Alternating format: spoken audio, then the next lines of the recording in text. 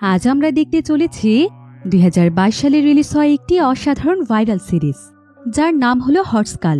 এই সিরিজটি মূলত 2022 সালে নেটফ্লিক্সে রিলিজ হয়েছিল, আর রিলিজ হওয়ার মাত্র কয়েকদিনের মধ্যেই পুরো বিশ্বে এই সিরিজটি ব্যাপকভাবে আলোড়ন তৈরি করেছিল, এমনকি নেটফ্লিক্সের টপ 10 সিরিজগুলোর মধ্যে জায়গা করে নিয়েছিল।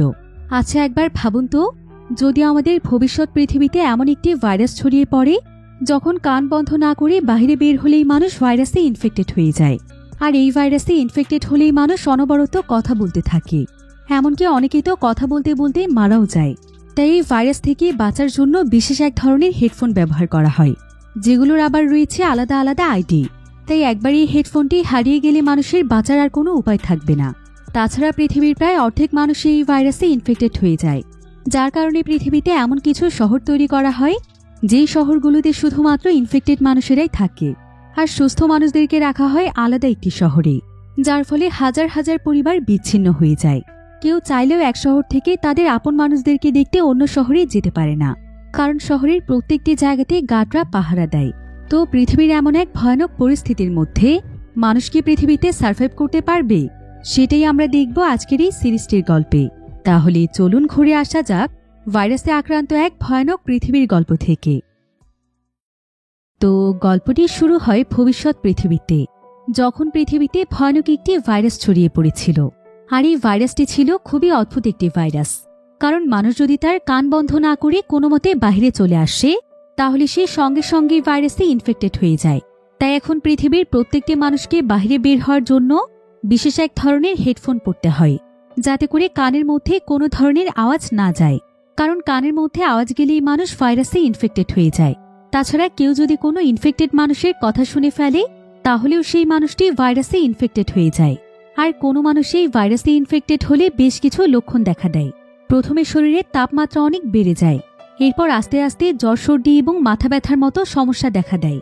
আর আস্তে আস্তে সেই ইনফেক্টেড মানুষের পরিস্থিতি এতটাই খারাপ হয়ে যায় যে সে তার মানসিক ভারসাম্য হারিয়ে ফেলে এবং অনবরত কথা বলতেই থাকে। এভাবে করে অনেক মানুষই ভাইরাসে ইনফেক্টেড হয়ে মারাও যায়। আর বর্তমানে ভাইরাসটি এতটাই মহামারী আকার ধারণ করেছে যে পৃথিবীর প্রায় অর্ধেক মানুষই এখন এই ভাইরাসে ইনফেক্টেড। তবে এখন যারা পৃথিবীতে সার্ভাইভ করছে, তাদেরকে বাঁচানোর জন্য প্রত্যেকটি দেশের গভর্নমেন্টে কিছু রুলস তৈরি করেছে। সেটা হলো হেডফোন ছাড়া বাইরে বের হওয়া অপরাধ। এরপরে যারা ভাইরাসে ইনফেক্টেড হয়ে যায়, তাদেরকে গভর্নমেন্টের লোকেরা ধরে নিয়ে গিয়ে কোয়ারেন্টাইনে রেখে দেয়। আর এখন শহরের প্রত্যেকটি এরিয়া দুটো ভাগে বিভক্ত ছিল। একটা ছিল নর্মাল এরিয়া এবং আরেকটা ছিল রেস্ট্রিক্টেড এরিয়া। নর্মাল এরিয়াতে বসবাস করত সাধারণ মানুষেরা, যারা এখনো ভাইরাসে ইনফেক্টেড হয়নি। আর রেস্ট্রিক্টেড এরিয়াতে মূলত সেই সমস্ত মানুষদেরকে রেখে আসা হতো যারা কিনা অলরেডি ভাইরাসে ইনফেক্টেড হয়ে গিয়েছে। অর্থাৎ পুরো রেস্ট্রিক্টেড এরিয়াগুলো ছিল ইনফেক্টেড মানুষদের শহর। তবে বর্তমানে দেশের বিভিন্ন জায়গাতে সাধারণ মানুষেরা গভর্নমেন্টের রুলসের বিরুদ্ধে আন্দোলন করছিল, কারণ গভর্নমেন্ট এখন ভাইরাসের সুযোগ নিচ্ছিল। তারা যখন যাকে খুশি তাকেই ধরে নিয়ে যাচ্ছিল। তবে এর পেছনের মূল কারণ এখনও জানা যায়নি। তাই শহরের প্রত্যেকটি জায়গাতেই এখন আন্দোলন চলছে। আর যারা এখন সমস্ত জায়গাগুলো নিয়ন্ত্রণ করছে, তাদের সংস্থার নাম হচ্ছে AAI। এবার আমরা ইস্তানবুলের একটি শহর দেখতে পাই, যেখানে সন্ধ্যা 6টার পর মানুষের বাইরে বের হওয়া নিষেধ ছিল, আর রাস্তার মধ্যে মানুষের একে অপরের সাথে কথা বলাও নিষেধ ছিল। তো এবার আমরা এই শহরে আজলান নামক একজন ব্যক্তিকে দেখতে পাই। আজলানের স্যানিস্থেশিয়া নামক একটি রোগ ছিল। তবে বর্তমান পৃথিবীতে এই রোগটিকে একটি বেনিফিটও বলা যেতে পারে, কারণ এই স্যানিস্থেশিয়ার জন্যই আজলান যদি হেডফোন ছাড়াও চলাফেরা করে, তাও সেই ভাইরাসে ইনফেক্টেড হবে না। অর্থাৎ তার শরীরে এক ধরনের ইমিউন সিস্টেম রয়েছে। কিন্তু যখনই আজলান ভাইরাসে ইনফেক্টেড মানুষদের কোনো কথা শুনতে পায়, তখনই সঙ্গে সঙ্গে তার হ্যালুসিনেশন শুরু হয়ে যায়। এমনকি তার মাথার মধ্যে প্রচণ্ড রকমের যন্ত্রণা হয়, সেই সাথে তার শরীরের তাপমাত্রা অনেক বেড়ে যায়। অর্থাৎ তার সেনেস্থেশিয়ার সিমটমগুলো কিছুটা ভাইরাসের মতোই ছিল। তাই আজলান প্রতিনিয়ত তার শরীরের কন্ডিশন চেক করে। সে বিভিন্ন টেপ রেকর্ডার শোনার পাশাপাশি তার শরীরের তাপমাত্রাও চেক করতে থাকে এবং বোঝার চেষ্টা করে যে সে আবার ভাইরাসে ইনফেক্টেড হয়েছে কিনা। আজলান প্রতিনিয়ত এই রেকর্ডগুলো একটি ক্যাসেটের মাধ্যমে সংগ্রহ করে রাখে। তো এবার একদিন আজলান রাস্তা দিয়ে কোনো এক জায়গার উদ্দেশ্যে যাচ্ছিল, কিন্তু ঠিক এমন সময় সে বাসস্ট্যান্ডের দিকে তাকিয়ে লক্ষ্য করে যে সেখানে একটি মেয়ে বসে আছে, আর সে একটি বই পড়ছে। এই মেয়েটির নাম ছিল সুলি। তবে আজলান একটি বিষয় দেখে বেশ অবাক হয়ে যায়, কারণ সুলির কানে কোনো ধরনের হেডফোন ছিল না। তাই সে এই ব্যাপারে কথা বলার জন্য সুলির কাছে যেতে চায়, কিন্তু পরক্ষণে সে আবার হেজিটেশন ফিল করে সেখান থেকে চলে যায়। তবে সুলি তাকে লক্ষ্য করেছিল। এবার আজলান রাস্তায় দাঁড়িয়ে থাকা বিভিন্ন গার্ডদেরকে ইগনোর করে সোজা তার মায়ের বাড়িতে চলে আসে। আজলানের মায়ের নাম হচ্ছে অ্যামেল। আজলান আসলে তার শরীরে কিছু সিমটমের জন্য তার মায়ের কাছে থাকতে এসেছে, কারণ সে কোনোভাবেই কোয়ারেন্টাইনে যেতে চায় না, বরং সে তার মায়ের কাছে থেকে দেখতে চায় যে সে আসলে ভাইরাসে ইনফেক্টেড হয়েছে কিনা। তাই এখন তাকে বেশ কিছুদিন লুকিয়ে লুকিয়ে ঘরের মধ্যেই থাকতে হবে। তা না হলে যদি কোনো মতে বিএসসি এর লোকেরা তার শরীরের তাপমাত্রা চেক করে, তাহলে তাকে ইনফেক্টেড ভেবে বন্দি করে ফেলবে। কিন্তু তার স্যানেস্থেশিয়া থাকার কারণে তার শরীরের তাপমাত্রা এমনিই বেড়ে যায়। তো আজলান এখানে আসার পরেই দেখা যায় তার মা অ্যামেল তাকে সুপার শপে গিয়ে কিছু জিনিস আনতে বলে। যদিও আজলান তাকে বোঝানোর চেষ্টা করে যে তাকে বেশ কয়েকদিন বাড়ির ভেতরেই থাকতে হবে, কিন্তু তারপরও তার মা কোনোভাবেই তার কথা শুনতে চাইছিল না। তাই বাধ্য হয়ে আজলানকে যেতে রাজি হতে হয়। আজলান তখন রাগ করে তার মায়ের সুডোকু সলভ করে দেয়। আসলে সুডোকু সলভ করা তার মায়ের নেশা ছিল, তাই আজলান সুডোকু এই কারণেই সলভ করেছে যাতে করে তার মা বিরক্ত হয়ে যায়। এরপর আজলান সুপার শপে যাওয়ার জন্য বেরিয়ে পড়ে। আর যাওয়ার পথে সে সেই বাস স্ট্যান্ডটিকে দেখতে পায়, যেখানে এখন সুলি ছিল না। তবে সুলি সেই বাস স্ট্যান্ডে ছোট্ট একটি চিঠি লিখেছিল, যেখানে সে আজলানকে উদ্দেশ্য করে লিখেছে যে সে তার সঙ্গে কথা বলতে আসলে সে বিরক্ত হবে না। এটা দেখে আজলানের বেশ ভালো লাগে। এরপর আজলান সোজা চলে যায় সুপার শপে, যেখানে তার মতো আরো অনেক মানুষ তাদের প্রয়োজনীয় জিনিসপত্র নিতে এসেছে। আর তাদের প্রত্যেকের কানেই হেডফোন ছিল। তো সবাই যখন শপে লাইনে দাঁড়িয়েছিল, ঠিক তখনই সেখানে একজন ভাইরাসে ইনফেক্টেড মানুষ চলে আসে। আর সে সকলের সামনে এসে অনবরত কথা বলতেই থাকে। সবে এতে অনেক ভয় পেয়ে যায় এবং সেখান থেকে দৌড়ে পালাতে শুরু করে, কারণ একবার যদি কোনো মতে তারা তার কথা শুনে ফেলে, তাহলে সঙ্গে সঙ্গে তারাও ইনফেক্টেড হয়ে যাবে। তাই সবাই সেখান থেকে দৌড়ে পালিয়ে যাওয়ার পর সেখানকার গার্ড সেখানকার দরজা লক করে দেয়, যাতে করে ইনফেক্টেড মহিলাটি বাহিরে আসতে না পারে। তবে সেই মহিলার সঙ্গে সঙ্গে আজলান এবং ছোট্ট একটি বাচ্চা সেখানে আটকা পড়ে যায়। আর বাচ্চাটির কানে কোনো ধরনের হেডফোন ছিল না, তাই বাচ্চাটি অনেক বেশি ভয় পেয়ে যায়। আর আজলান বাচ্চাটিকে বাঁচানোর জন্য সঙ্গে সঙ্গে তার হেডফোন খুলে বাচ্চাটির কানে দিয়ে দেয়। ফলে সেই ইনফেক্টেড মহিলাটি আজলানের কাছে চলে আসে। আর সে আজলানের কানের কাছে এসে অনবরত কথা বলতে থাকে। তবে আজলান আপ্রাণ চেষ্টা করছিল তার কথার দিকে মনোযোগ না দেওয়ার জন্য, তাহলে সে ভাইরাসে ইনফেক্টেড হয়ে যেতে পারে। তবে এতে করে আজলানের মাথায় প্রচণ্ড ব্যথা শুরু হয়ে যায়। তারপর সে তার নিজের মস্তিষ্ককে নিয়ন্ত্রণের চেষ্টা করছিল। সেই সাথে সে শপটির দরজা খোলার চেষ্টা করছিল। এরপর সে সেখান থেকে তার প্রয়োজনীয় জিনিসপত্রগুলো নিতে থাকে। আর কিছুক্ষণের মধ্যেই সে দৌড়ে কোনো মতে সেখান থেকে চলে আসে। এরপর সে একটি জায়গাতে বসে ঠান্ডা একটি প্যাকেট দিয়ে তার মাথা ঠান্ডা করার চেষ্টা করছিল, কারণ তার মাথার তাপমাত্রা অনেক বেড়ে গিয়েছে। তবে এমন সময় আজলান পুলিশের গাড়ির সাইরেনের আওয়াজ শুনতে পায়। তাই সে সঙ্গে সঙ্গে সেখান থেকে পালিয়ে যায়, কারণ সে ইনফেক্টেড না হলেও তার শরীরে তাপমাত্রা এখন অনেক বেশি। এবার আজলান বাড়িতে আসার পরও দেখা যায় তার মাথার ব্যথা এবং শরীরের তাপমাত্রা একদমই কমছিল না, যার ফলে সে বিভিন্ন হ্যালুসিনেশনও দেখতে পাচ্ছিল। এমনকি সে অস্কার নামক তার একজন পুরনো বন্ধুকেও দেখতে পায়। তার মা তখন এটা বুঝতে পেরে তাকে তার পুরনো একটি মেডিসিন খেতে বলে। এবার আমরা AEI এর হেডকোয়ার্টার দেখতে পাই, যেখানকার চিফের নাম ছিল অ্যান্টন। অ্যান্টন আসলে প্রায় 8 বছর যাবৎ ভাইরাসটির প্রতিষেধক খুঁজছিল, কারণ তার সন্তান এবং বাচ্চাও এই ভাইরাসে ইনফেক্টেড হয়ে গিয়েছে। তাই সে যেভাবেই হোক ভাইরাসটির প্রতিষেধক তৈরি করতে চাইছিল। তো সে এখানে সেই সুপার শপের ঘটনাটির খবর পায় যে সুপার শপে আজকে একজন ইনফেক্টেড মানুষকে পাওয়া গিয়েছে। তাই অ্যান্টন তখন তার পুরো টিমকে নিয়ে সেই সুপার শপের ভিডিও চেক করতে থাকে। আর সে সেই ফুটেজের মধ্যে আজলানকে দেখতে পায়, যার কানে কোনো ধরনের হেডফোন ছিল না। এরপর সে তার এজেন্ট টিমের মাধ্যমে জানতে পারে যে আজলান প্রায় সময় তার মাথা ব্যথার সমস্যা নিয়ে অনেকবার হসপিটালে গিয়েছে। এরপর তারা আরেকটি ফুটেজে আজলানকে দেখতে পায়, যে কিনা তার মাথার তাপমাত্রা কমানোর চেষ্টা করছিল। তবে তাকে দেখে বোঝাই যাচ্ছিল যে সে ভাইরাসে ইনফেক্টেড ছিল না। কিন্তু এটা দেখে তারা সবাই অবাক হয়ে যায় যে সেই ইনফেক্টেড মহিলা তো তার কাছে এসে অনবরত কথা বলছিল, কিন্তু তারপরও সে কিভাবে ভাইরাসে ইনফেক্টেড হলো না। অ্যান্টন তখন এই বিষয়টি একটু রিসার্চ করে দেখতে চাইছিল, কারণ যদি সে এতে কোনো প্রতিষেধকের আইডিয়া পেয়ে যায়। কিন্তু অ্যান্টন তারপরে একবার তাকে চেক করে দেখতে চায়। এবার AEI এর একজন এজেন্টের কাছে আজলানের সেই হেডফোনটি ছিল, যেটা সে সেই বাচ্চাটির কাছ থেকে নিয়েছে। তো আজলানের হেডফোনে সিরিয়াল নাম্বারটি স্ক্যান করার পর দেখা যায় যে আজলান আসলে একসময় AEI এর সদস্য ছিল। এটা দেখে সবাই একদম অবাক হয়ে যায়। এদিকে অ্যান্টন বারবার আজলানের মেডিকেল রিপোর্টগুলো চেক করছিল, যেটার মাধ্যমে সে জানতে পারে যে আজলান প্রায় সময় প্রচণ্ড জ্বর নিয়ে হসপিটালে যেত। অ্যান্টন এখানে আজলানের ব্যাপারে আরও একটি গুরুত্বপূর্ণ তথ্য জানতে পারে। আসলে 8 বছর আগে AI একটি রিসার্চ হয়েছিল। এই রিসার্চের মাধ্যমে আসলে ভাইরাসের প্রতিষেধক তৈরি করা হচ্ছিল, কিন্তু একদিন ভয়ানক এক দুর্ঘটনায় রিসার্চ টিমে সবাই মারা যায়, কারণ রিসার্চ করতে গিয়ে ল্যাবে আগুন লেগে গিয়েছিল। তারপর থেকে এই রিসার্চ বন্ধ হয়ে যায়। তবে অ্যান্টন এখানে জানতে পারে যে সেই রিসার্চ টিমে শুধুমাত্র একজন বেঁচে আছে, আর সে একজন আর কেউ নয় বরং আজলান। অ্যান্টন তখন সোজা একটি পুলিশ স্টেশনে চলে যায়, আর সেখানকার থার্মাল ইমেজিং ব্যবহার করে সে চেক করে আরও নিশ্চিত হয়ে যায় যে আজলানের মাথা আসলে প্রচণ্ড গরম ছিল। হয়তো তার এই সমস্ত লক্ষণগুলোর কারণে এই ভাইরাসে তার কিছুই হচ্ছে না। এসব কিছু দেখে অ্যান্টন তো একদম নিশ্চিত হয়ে যায় যে আজলান এই ভাইরাস থেকে মুক্ত, অর্থাৎ সে একজন ইমিউন হিউম্যান। অ্যান্টন তখন তাদের বস ফায়েজকে এই বিষয়টি জানায়।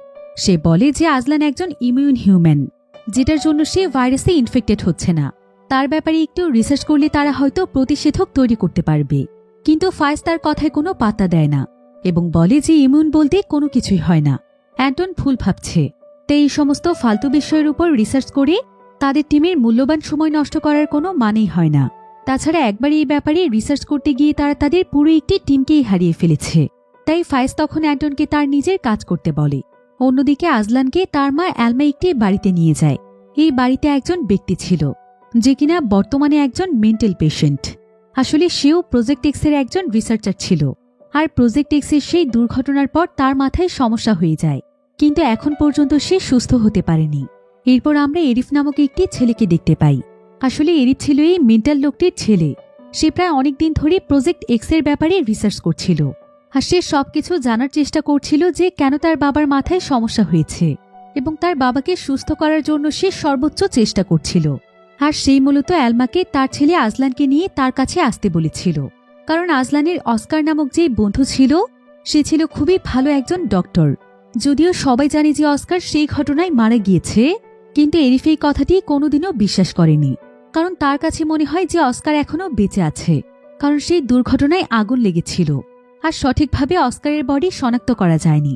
তাই এরিফ এখন অস্কারকে খুঁজছে, কারণ অস্কারই হচ্ছে একমাত্র ডক্টর যে কিনা তার বাবাকে সুস্থ করতে পারবে, কারণ তার বাবার ব্যাপারে সমস্ত কিছু অস্কারই জানত।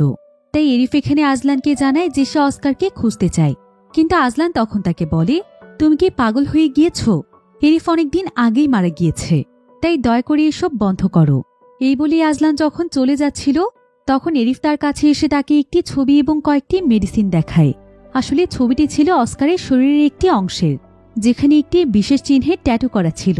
আর এরিফের কাছে এখন এমন কিছু মেডিসিন রয়েছে যেগুলোর উপর ঠিক সেই সেম ট্যাটু রয়েছে, আর সে হয়তো এই মেডিসিনটি তৈরি করেছে। এখন এই বিষয়টি দেখে আজলানের কাছেও কিছুটা সন্দেহ হয়। সেও ভাবতে থাকে যে অস্কার কি তাহলে সত্যিই বেঁচে আছে। তাই সেও তখন এরিফের সঙ্গে ইনভেস্টিগেশনে লেগে পড়ে। এবার পরের দিন সে এরিফের সঙ্গে দেখা করার আগে সুলির জন্য একটি চিঠি লিখে শেষেই বাস স্ট্যান্ডে রেখে দেয়। এরপর আজলান এরিফকে নিয়ে চলে যায় অ্যারল নামক একজন ব্যক্তির কাছে, যে কিনা AI সংস্থায় কাজ করে থাকে। আর অ্যারলের কাছে এমন একটি পাওয়ার আছে যেটার মাধ্যমে সে তাদেরকে AI সার্ভার সেক্টরে পাঠাতে পারবে, তবে এই কাজটি তাকে গোপনে করতে হবে। তো এরিফ এবং আজলান অস্কারের ব্যাপারে বিভিন্ন তথ্য জানার জন্য সেই সার্ভার সেক্টরে যেতে চায়, আর অ্যারল তাদেরকে সেখানে যাওয়ার ব্যবস্থা করে দেয়। তবে এর বিনিময়ে সে অনেক বড় অ্যামাউন্টের টাকা চায়, যেটা আজলান তাকে দিয়েও দেয়। এরপর অ্যারল তাদেরকে একটি কার্ড দেয় যেখানে অস্কারের প্রোফাইলের তথ্য ছিল। তবে সেই সেক্টরে পৌঁছানোর জন্য বেশ কিছু জায়গা পার হতে হয়, কিন্তু প্রত্যেকটি জায়গাতেই এরলের লোক ছিল যারা আজলানকে সেই জায়গাগুলো পার করিয়ে দেয়। আর ফাইনালি আজলান চলে আসে সার্ভার সেক্টরে। এরপর আজলান খুব সহজেই প্রত্যেকটি ফাইলের অ্যাক্সেস পেয়ে যায়, আর সে অস্কারের ফাইল চেক করে দেখতে পায় যে এখানে অস্কারের ডেথ সার্টিফিকেট রয়েছে। তবে আজলান এই ফাইলের মধ্যে অস্কারের বেশ কিছু ছবি দেখতে পায়, যেগুলো দেখে তার কাছে মনে হচ্ছিল যে হতে পারে এটা অস্কারের বডিই নয়। এরপর আজলান এখান থেকে সেই ফুটেজগুলো ডিলিট করতে চায়, যেখানে সুপার শপে তার সঙ্গে যা হয়েছিল সেটার রেকর্ড রয়েছে। আজলান তো জানতই না যে এটা অলরেডি অ্যান্টন এবং তার টিম দেখে ফেলেছে, তাই সেই রেকর্ডগুলো মুছে ফেলতে চাইছিল, কারণ এই ভিডিও ফুটেজ দেখলে সবারই তার উপর সন্দেহ হতে পারে। তবে সে যখন সেখানে সিকিউরিটি পাসওয়ার্ড দেয় তখন কম্পিউটার সেটা রিজেক্ট করে দিলে সেখানে অ্যালার্ম বাজতে শুরু করে। তাই আজলান দ্রুত সেই জায়গা থেকে পালিয়ে যায়। এরপর আজলান তার বাড়িতে ফেরার সময় সেই বাস স্ট্যান্ডের দিকে লক্ষ্য করে। সে আজকে সুলির জন্য যে চিঠিটি রেখে গিয়েছিল সেই চিঠিটি এখনো এখানেই রয়েছে। অন্যদিকে অ্যান্টন তার একটি টিমকে নিয়ে আজলানকে খুঁজতে এসেছে। অ্যান্টন তার মায়ের কাছে আজলানের ব্যাপারে নানা ধরনের প্রশ্ন করে, কিন্তু আজলানের মা এমিল বুঝতে পারে যে হয়তো তার ছেলের কোনো বিপদ হতে চলেছে, তাই সে এখানে সবকিছু না জানার ভান করে। আর সে সুযোগ বুঝে সেখানে একটি লাল রঙের ক্রিসমাস ট্রি লাগিয়ে দেয়, কারণ এটা ছিল তার এবং তার ছেলের মধ্যে একটি ওয়ার্নিং সাইন। তো এবার আজলান যখন তার বাড়িতে ফিরে আসে, সে তার বাড়িতে প্রবেশ করে সে লাল রঙের ক্রিসমাস ট্রিটি দেখতে পায়। এতে সে বুঝতে পারে যে তার মা তাকে ওয়ার্নিং দিয়েছে, তাই সে সঙ্গে সঙ্গে সেখান থেকে দৌড়ে পালাতে শুরু করে। তবে ততক্ষণে অ্যান্টন এবং তার লোকেরা তার উপস্থিতি টের পেয়েছিল, তাই তারা সঙ্গে সঙ্গে আজলানের পিছু করতে শুরু করে। কিন্তু আজলান তখন তাদের বিল্ডিংয়ের বিভিন্ন সিক্রেট করিডোর ব্যবহার করে কোনোমতে সেখান থেকে পালানোর চেষ্টা করছিল। এরপর প্রায় অনেক সময় দৌড়ানোর পর আজলান সেখান থেকে কোনোমতে পালিয়ে যায়। এতে করে অ্যান্টন আর তার টিম তাকে আর খুঁজে পায় না। অ্যান্টন তখন একজন মানুষের সঙ্গে দেখা করার জন্য একটি রেস্ট্রিক্টেড এরিয়াতে চলে আসে। আর এখানে দেখা যায় যে রেস্ট্রিক্টেড এরিয়াগুলো মূলত পরিত্যক্ত অবস্থায় পড়ে আছে, আর এখানকার প্রত্যেকটি জায়গাতেই রয়েছে ভাইরাসে ইনফেক্টেড মানুষ, যাদেরকে লোকালয় থেকে একদম আলাদা করে দেয়া হয়েছে। তো অ্যান্টন তখন তাদের সবাইকে ইগনোর করে সোজা একজন মহিলার সঙ্গে দেখা করতে চলে যায়। এই মহিলাটি আসলে তারই অ্যাসিস্ট্যান্ট ছিল, আর তাদের মিশনেরই কোনো জরুরি কাজের জন্য সে এখানে অ্যান্টনির জন্য অপেক্ষা করছিল। তো তারা এখানে কোনো এক বিষয় নিয়ে কথা বলে। অন্যদিকে আজলানও লুকিয়ে লুকিয়ে একটি জায়গাতে যাচ্ছিল, তবে সেই জায়গাটিতে আন্দোলন চলছিল, যার ফলে হঠাৎ করেই সেখানে একটি বিস্ফোরণ হয়। তবে সৌভাগ্যবশত আজলান কোনো মতে বেঁচে যায়। এরপর আজলান সোজা চলে আসে একটি ট্যাটু পার্লারে, আর সেখানে একটু সন্ধান করার পর সে সেখানে সেই ট্যাটু ডিজাইনটি পেয়ে যায়, যেটা তার বন্ধু অস্কারের বডিতে রয়েছে। কিন্তু ঠিক তখনই সেখানে সেই পার্লারের ট্যাটু আর্টিস্ট চলে আসে, আর সে একটি ট্যাটু নিডল দিয়ে আজলানকে মেরে ফেলতে চাইছিল। আজলান তখন চিৎকার করে তাকে বলে যে সে অস্কারের বন্ধু। এটা শুনে সেই আর্টিস্ট থেমে যায়। আজলান তখন তাকে সেই মেডিসিনগুলো দেখায়, যেটা এরিফ তাকে দেখিয়েছিল। সেই আর্টিস্ট তখন মেডিসিনগুলো দেখে বলে যে এই ডিজাইনটি মূলত তারই তৈরি, কিন্তু এই ডিজাইনটি মেডিসিনের উপর কিভাবে এসেছে এটা সে জানে না। তবে সে এখানে আজলানকে জানায় যে মেডিসিনটি সম্পর্কে সে একটি তথ্য জানে, সেটা হলো এই মেডিসিনটি রেস্ট্রিক্টেড এরিয়া 6 থেকে এসেছে। অন্যদিকে আমরা অ্যান্টনকে দেখতে পাই। অ্যান্টন আজলানদের বাড়িতে এসে তল্লাশি করে সেই টেপ রেকর্ডারগুলো খুঁজে পায়, যেখানে আজলান প্রতিনিয়ত তার শরীরের টেম্পারেচার রেকর্ড করে রাখে। আর এই টেপ রেকর্ডারের মাধ্যমে অ্যান্টন বুঝতে পারে যে সে যেটা সন্দেহ করেছে সেটাই সত্যি। আজলানের শরীরে এমন কিছু আছে যেটার জন্য সে ভাইরাসে ইনফেক্টেড হচ্ছে না। এবার পরের দিনে আমরা অফিসার ফাইজকে দেখতে পাই, যে কিনা অ্যান্টনকে ডেকে শেষবারের মতো ওয়ার্নিং দেয়। সেইখানে তাকে বলে যে সে তাকে বারণ করার পর সে ইনভেস্টিগেশন চালিয়ে যাচ্ছে, কিন্তু সে কোনোভাবেই চাইছে না যে অ্যান্টন এসব ব্যাপারে তার সময় নষ্ট করুক।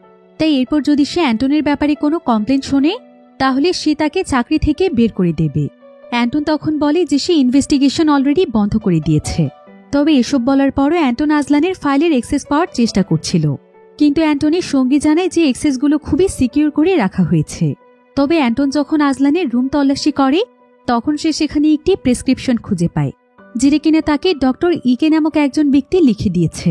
তাছাড়া সে আজলানের রুমে যে টেপ রেকর্ডারগুলো পেয়েছিল, সেগুলোর মাধ্যমে সে আজলানের বন্ধু অস্কারের কথাও জানতে পারে। এরপর সে তার টিমকে ডক্টর ইকেকে খুঁজে বের করতে বলে। অন্যদিকে আমরা অফিসার ফাইজকে দেখতে পাই। অফিসার ফাইজ এখানে অনেক পুরনো একটি ফাইল বের করে, আর এখানে ফাইজের একটি ফ্ল্যাশব্যাকের মাধ্যমে দেখানো হয় যে প্রজেক্ট এক্সের রিসার্চ ল্যাবে যে আগুন লেগেছিল সেটা আসলে ফাইজ নিজে লাগিয়েছিল, কিন্তু সে এমনটা কেন করেছিল সেটা আমরা সামনে জানতে পারবো। অন্যদিকে অ্যান্টনের টিম মেম্বার তাদেরকে খবর দেয় যে সে যাকে খুঁজতে বলেছিল তারা তাকে পেয়ে গিয়েছে। তবে আজকে আবার অ্যান্টনের ছেলের জন্মদিন ছিল। অ্যান্টন তার ছেলে এবং ওয়াইফকে তার বাড়ির বেসমেন্টে লুকিয়ে রেখেছিল, কারণ তারা দুজনই ছিল ইনফেক্টেড, আর তাদের ব্যাপারে জানতে পারলে গভর্নমেন্ট তাদেরকে রেস্ট্রিক্টেড এরিয়াতে পাঠিয়ে দেবে। তো অ্যান্টন তখন তার ছেলের জন্য একটি কেক নিয়ে সেই বেসমেন্টে চলে যায়। অন্যদিকে আমরা আজলানকে দেখতে পাই। আজলান এখন রেস্ট্রিক্টেড এরিয়া 6-এ যাওয়ার প্ল্যান করছিল, কিন্তু সেই এরিয়াটি ছিল অনেক বেশি সিকিউরিটি দিয়ে ঘেরা, কারণ সেখানে প্রচুর পরিমাণে ভাইরাসে ইনফেক্টেড মানুষ আছে। তাই সেখানে কোনো মানুষের প্রবেশ সম্পূর্ণ নিষেধ ছিল। সেই জায়গাতে প্রবেশ করতে হলে বিভিন্ন সেক্টর পার হয়ে তারপর প্রবেশ করতে হয়। আজলান তখন তার জমানো কিছু টাকা নিয়ে একজন ব্যক্তির কাছে চলে যায়, যে কিনা টাকার বিনিময়ে তাকে সেই রেস্ট্রিক্টেড এরিয়াতে পৌঁছে দিতে পারবে। তো সে তাকে টাকা দিয়ে তার কাছ থেকে রেস্ট্রিক্টেড এরিয়ার পাস নিয়ে নেয়। তবে সেটার জন্য সেই লোকটি তার হেয়ার কাট চেঞ্জ করে তার লুকে কিছুটা পরিবর্তন আনে। এরপর সে তার একটি ছবি নিয়ে তাকে একটি আইডি বানিয়ে দেয়। এরপর যখনই সেই লোকটি আজলানকে সেই জায়গাতে পৌঁছে দেওয়ার প্রস্তুতি নিচ্ছিল, ঠিক তখনই সেখানে সাইরেন বেজে ওঠে। কারণ গভর্নমেন্টের লোকেরা হয়তো তার এই এরিয়া সম্পর্কে জানতে পেরেছে, তাই তারা তল্লাশির জন্য এখানে এসেছে। দেখা যায় যে গভর্নমেন্টের লোক আসলে অ্যান্টন এবং তার পুরো টিম। সেই লোকটি তখন আজলানকে নিয়ে পিছনের একটি রাস্তা দিয়ে বেরিয়ে আসে তাকে রেস্ট্রিক্টেড এরিয়া 6-এ যাওয়ার প্রবেশ পথের কাছে নিয়ে যায়। তবে এই এরিয়াতে প্রবেশ করতে হলে তাকে প্রায় 3টে সাবওয়ে সেক্টর পার করতে হবে। কিন্তু সেই লোকটি তাকে যেই পাস আইডিটি বানিয়ে দিয়েছিল সেটা সাকসেসফুলি তৈরি হয়েছিল, তাই সে সেই পাস আইডির মাধ্যমে চেক পয়েন্টগুলো পার হতে পারে। কিন্তু এখানকার আশেপাশে তাকে সে দেখতে পায় যে প্রত্যেকটি জায়গাতে তার ব্যাপারে পোস্টার লাগানো আছে। পোস্টারে পুলিশ তাকে ধরিয়ে দিতে বলেছে, অর্থাৎ অ্যান্টন তাকে খুঁজে পাওয়ার জন্য এমনটা করেছে।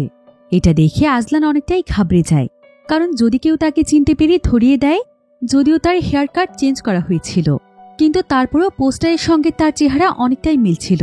তো সেখানকার একজন গার্ড তাকে একদম চিনেই ফেলছিল। কিন্তু ঠিক তখনই সেখানে সুলি এসে তাকে এক সাইডে নিয়ে যায়।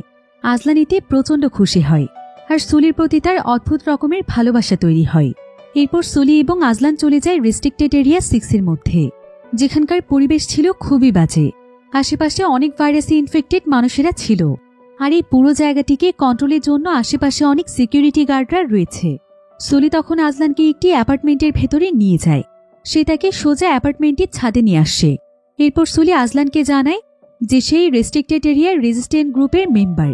সে আসলে এইআই এর হয়েই এখানে কাজ করছে। তার এবং তার টিমের কাজ হচ্ছে ভাইরাসে ইনফেক্টেড মানুষদেরকে দেখাশোনা করা, এবং গভর্নমেন্টের পক্ষ থেকে ইনফেক্টেড মানুষদের জন্য যখন যে ট্রিটমেন্ট পাঠানো হয় সেই ট্রিটমেন্টগুলো তাদেরকে দেয়া। তাছাড়া পাশাপাশি তারা বেশ কিছু ভ্যাকসিনের উপরও কাজ করছে, যেগুলোর মাধ্যমে ইনফেক্টেড মানুষেরা ভালো হবে। সুলি তখন আজলানকে বলে যে আজলান যদি তাদেরকে এই ব্যাপারে সাহায্য করে, তাহলে তারা নিশ্চয়ই ভ্যাকসিনের ব্যাপারে কিছু একটা বের করতে পারবে। কারণ সুলি আসলে আজলানের ব্যাপারে জানত যে আজলানের শরীরে একটি ইমিউন সিস্টেম রয়েছে, যেটার কারণে সে ভাইরাসে ইনফেক্টেড হয় না। কিন্তু অনেক বছর আগে ভ্যাকসিন নিয়ে কাজ করতে গিয়ে আগুন লেগে যেহেতু তার টিম মেম্বাররা মারা গিয়েছিল, এজন্য সে ভ্যাকসিনের ব্যাপারে কাজ করতে রাজি হয় না। কিন্তু সুলি তখন তাকে বলে যে আজলান যদি তাকে সাহায্য করে, তাহলে এর বিনিময়ে সুলিও তাকে সাহায্য করবে। আজলান রেস্ট্রিক্টেড এরিয়াতে যে কাজের জন্য এসেছে সেটার সমস্ত ব্যাপারে সে তাকে হেল্প করবে। আজলান তখন সুলির কথায় রাজি হয়ে যায়। এরপর তারা দুজন মিলে সেই মেডিসিনটির ব্যাপারে ইনভেস্টিগেশন করার পর তারা জানতে পারে যে এই মেডিসিনটি একটি বারে পাওয়া যায়। সেখানকার একজন মাফিয়া এই মেডিসিনটি সেল করে থাকে, তাই তারা দুজন মিলে সেই বারটিতে চলে যায়। আর তারা দেখতে পায় যে সেখানে সেই মাফিয়া একা একা গান রেকর্ডিং করছিল। কিন্তু যখন সে আজলানকে দেখতে পায়, ঠিক তখনই সে তার দিকে একটি বন্দুক তাক করে তাকে শুট করতে চাইছিল, কারণ তার গানের মাঝখানে কেউ ডিস্টার্ব করলে সে প্রচণ্ড রেগে যায়। তবে আজলান এখানকার পরিবেশ দেখে বুঝতে পারে যে মাফিয়া আসলে স্পেশাল একটি ক্যাসেটের প্রতি এডিক্টেড, আর বর্তমানে এই ক্যাসেটগুলো খুবই রেয়ার, সহজে এই ক্যাসেটগুলো পাওয়া যায় না। তাই আজলান সঙ্গে সঙ্গেই তাকে বলে যে তার কাছে একজন পরিচিত লোক আছে, যার কাছে এই ধরনের ক্যাসেটের প্রচুর পরিমাণে স্টক আছে। সে চাইলে তাকে এই ধরনের অনেকগুলো ক্যাসেট এনে দিতে পারবে। এটা শুনে সেই মাফিয়া তখন তাকে জানায় যে তার নাম হচ্ছে ডন। সে তখন আজলান এবং সুলিকে তার ক্লাবে ওয়েলকাম জানায়, আর সে তাদেরকে বসতে বলে। এরপর ডন আজলানের কাছে সেই লোকটির অ্যাড্রেস চায়, যার কাছে সেই রেয়ার ক্যাসেটগুলোর স্টক আছে। আজলান তখন তাকে সেই অ্যাড্রেস দেওয়ার পর ডন তার সঙ্গে খুবই ভালো আচরণ করছিল, তাই এই সুযোগে আজলান তার কাছে সেই মেডিসিনগুলো সম্পর্কে জানতে চায়। কিন্তু ঠিক তখনই সেখানে একজন মেয়ে আসে ডনকে 2 প্যাকেট মেডিসিন দেয়। এটাই ছিল সেই মেডিসিন যেটার ব্যাপারে আজলান জানতে চাইছে, আর এই মেয়েটি মূলত ডনের কাছে এই মেডিসিনগুলো সেল করে থাকে। আজলান এবং সুলি যখন এই বিষয়টি লক্ষ্য করে, তখন তারা সঙ্গে সঙ্গে সেই মেয়েটির পিছু করতে শুরু করে। কিন্তু কিছুক্ষণের মধ্যে মেয়েটি সেখান থেকে চলে যায়। অন্যদিকে আজলানকে খুঁজতে খুঁজতে অ্যান্টন জানতে পারে যে আজলান এখন রেস্ট্রিক্টেড এরিয়া 6-এ রয়েছে। অন্যদিকে অফিসার ফায়েজ তার একজন সেক্রেটারিকে অ্যান্টনের বাড়িতে লুকিয়ে লুকিয়ে পাঠায়, যাতে করে সে অ্যান্টনের বাড়ি ভালোভাবে তল্লাশি করতে পারে। তো অ্যান্টনের বাড়ি তল্লাশি করার পর সে অ্যান্টনের টেবিলে আজলানের কিছু ডকুমেন্ট এবং টেপ রেকর্ডারগুলো খুঁজে পায়। সে তখন অফিসার ফায়েজকে এগুলো দেওয়ার জন্য চুরি করে, তবে সে অ্যান্টনের ব্যাপারে তেমন কিছু পায় না। তাই সে যখন সেই জায়গা থেকে চলে যাচ্ছিল, ঠিক তখনই সে বেসমেন্ট থেকে কিছু আওয়াজ শুনতে পায়। সে তখন তার গান নিয়ে দ্রুত সেই বেসমেন্টে চলে যায়, আর সে সেখানে অ্যান্টনের ইনফেক্টেড ওয়াইফ এবং ছেলেকে দেখতে পায়। কিন্তু ঠিক তখনই সেখানে অ্যান্টন চলে আসে। আর সে পেছন থেকে সেই সেক্রেটারির মাথায় গান তাক করে। সে আসলে তার টিমের একজন লোকের কাছ থেকে খবর পেয়েছিল যে তার বাড়িতে আজকে তল্লাশি হতে পারে, তাই সে দ্রুত চলে এসেছে। তবে সেক্রেটারি এখানে অ্যান্টনকে পরামর্শ দেয় যে তার ওয়াইফ এবং ছেলেকে রেস্ট্রিক্টেড এরিয়াতে রাখার জন্য, এতে করে ট্রিটমেন্টে যদি তারা সুস্থ হয়ে যায়।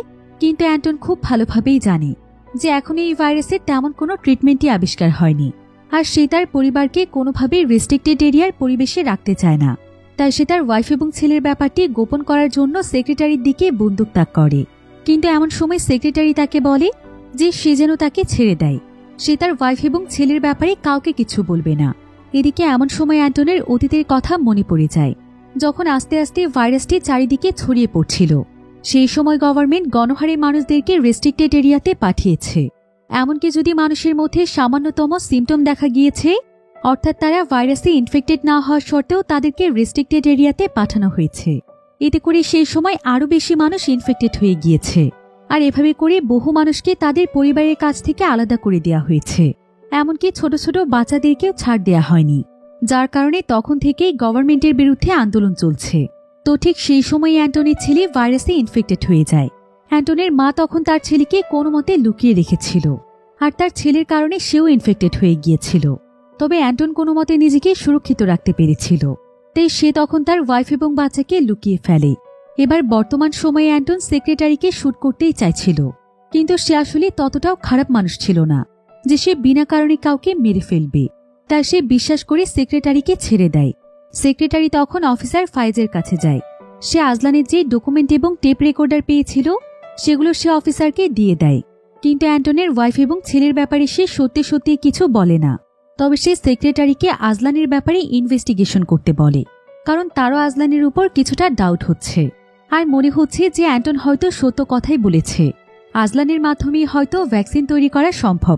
যদিও অফিসার ফায়েজ তাকে তেমন কিছুই বলে না, কিন্তু সেদিন রাতের বেলা সে তাকে খবর দিয়ে তার কাছে নিয়ে আসে। আর সে সেক্রেটারিকে বলে যে আজলানের টেপ রেকর্ডারে সে একটি ক্লু পেয়েছে। সে তখন সেক্রেটারিকেও এটা শোনায়, কিন্তু দেখা যায় যে টেপ রেকর্ডারের মধ্যে আসলে ইনফেক্টেড মানুষদের ভয়েস ছিল। ফায়েজ তখন সেক্রেটারির কান চেপে ধরে তাকে এই আওয়াজগুলো শোনাতে থাকে। ফলে কিছুক্ষণের মধ্যেই সেক্রেটারি এই ভাইরাসে ইনফেক্টেড হয়ে যায়। অফিসার ফায়েজ তখন সেক্রেটারির কিছু পার্সোনাল জিনিসপত্র নিয়ে সেখান থেকে দ্রুত চলে যায়। অন্যদিকে আমরা আজলান এবং সুলিকে দেখতে পাই। তারা দুজন মিলে কিছু প্রয়োজনীয় জিনিসের জন্য একটি মার্কেটে যায়, আর সেখানেই তার সঙ্গে দেখা হয়ে যায় সেই ক্লাবের মেয়েটির। এই মেয়েটির নাম আসলে ছিল লুসি। আজলান তখন লুসির কাছে সেই মেডিসিনের ব্যাপারে জানতে চায় যে সেই মেডিসিনগুলো কোথা থেকে পেয়েছে। লুসি তখন তাকে একটি ফোন দিয়ে বলে যে আজলানকে এখন যে কোনো একটি নাম্বারে ফোন করতে হবে। যদি তার ফোনটি অপর প্রান্তের ব্যক্তি রিসিভ করে, তবে সে তাকে বলবে যে এই মেডিসিনগুলো কে তৈরি করেছে। আজলান তখন শর্ত মোতাবেক একটি নাম্বারে ফোন করে, আর সৌভাগ্যবশত অপর প্রান্ত থেকে ফোনটি রিসিভ করা হয়। তবে তারপরও লুসি তাকে সেই ডক্টরের অ্যাড্রেস দেয় না, বরং সে তাকে সিক্রেট একটি জায়গাতে যেতে বলে, যেখানে তার সঙ্গে নাকি হাইড অ্যান্ড সিক নামক একটি গেম খেলা হবে। তো আজলান তখন সুলিকে নিয়ে দ্রুত সেই জায়গাতে চলে যায়, আর একটি টেবিলের উপর সে একটি কাগজ খুঁজে পায়। আর এখানে আমরা আজলানের একটি ফ্ল্যাশব্যাক দেখতে পাই, যেখানে জানা যায় যে আজলানের বন্ধু অস্কার তার উপর একটি এক্সপেরিমেন্ট করেছিল, যার কারণে সেই ভাইরাস থেকে মুক্ত। আসলে অস্কার একজন ডক্টর ছিল, তবে আজলানের উপরই এক্সপেরিমেন্টের ফলেই সাইড ইফেক্ট হিসেবে এখন তার সমস্যা হয়েছে, যার ফলে ইনফেক্টেড মানুষদের আওয়াজ শুনলেই আজলানের মাথায় প্রচণ্ড যন্ত্রণা শুরু হয়, আর তার শরীরের তাপমাত্রা অনেক বেড়ে যায়। তবে এই এক্সপেরিমেন্টের পরেই আজলান অনেক বেশি ইন্টেলিজেন্ট হয়ে যায়। তো আজলান এবং সুলি সেই টেবিলের উপর অনেকগুলো কাগজ খুঁজে পায়, যেগুলোর মধ্যে বেশ কিছু ক্লু লেখা ছিল। আর এই ক্লুগুলোকে সলভ করতে পারলেই আজলান সেই ডক্টরকে খুঁজে পাবে। তো সেই ক্লুগুলো সলভ করতে করতে তারা একটি পরিত্যক্ত বন্দরে চলে যায়। তখনই তাকে লুসি ফোন দিয়ে একটি জাহাজের পেছনে গিয়ে অপেক্ষা করতে বলে। আর সেখানে যাওয়ার পর তাদের দুজনের কাছে একজন ব্যক্তি আসে। সেই ব্যক্তি তাদের পোশাক খুলে তাদেরকে চেক করে যে তাদের কাছে আলাদা কোনো ডিভাইস আছে কিনা। এরপর সে তাদেরকে অপোজিট প্রান্তের একটি রাস্তাতে পাঠিয়ে দেয়। এরপর আরেকজন ব্যক্তি এসে আজলানকে একটি জায়গাতে নিয়ে যায়, যেখানকার প্রত্যেকটি জায়গাতে ইনফেক্টেড মানুষেরা ছিল। আজলান বুঝতে পারে যে তাকে এই জায়গাটি পার করতে হবে, তবে এখন তাকে যত তাড়াতাড়ি সম্ভব এখান থেকে বের হওয়ার রাস্তা বের করতে হবে, কারণ সে যত এগোচ্ছে তত বেশি ইনফেক্টেড মানুষের সংখ্যা বাড়ছে। এতে করে একবার তার কানে শব্দ আসতে শুরু করলে তার মাথা ব্যথা শুরু হয়ে যাবে। তবে এমন সময় একজন ব্যক্তি এসে তার হেডফোনটি নিয়ে নেয়। এতে করে আজলান যখন একটু সামনের দিকে এগিয়ে যায় তখন সমস্ত ইনফেক্টেড মানুষেরা তাকে ঘিরে ধরে, আর তাদের শব্দে আজলানের মাথায় ব্যথা শুরু হয়ে যায়। কিছুক্ষণের মধ্যেই আজলান মাটিতে লুটিয়ে পড়ে। এরপর দেখা যায় যে কেউ একজন আজলানের মাথায় হাত বুলিয়ে দিচ্ছে। আসলে তার কাছে সুলি এসেছে, আর সুলির পেছনে চলে এসেছে সেই ডক্টর। অর্থাৎ আজলান সমস্ত টাস্ক কমপ্লিট করতে পেরেছে। তবে আজলান এখানে দেখতে পায় যে ডক্টর আসলে কেউ নয়, বরং তার বন্ধু অস্কার।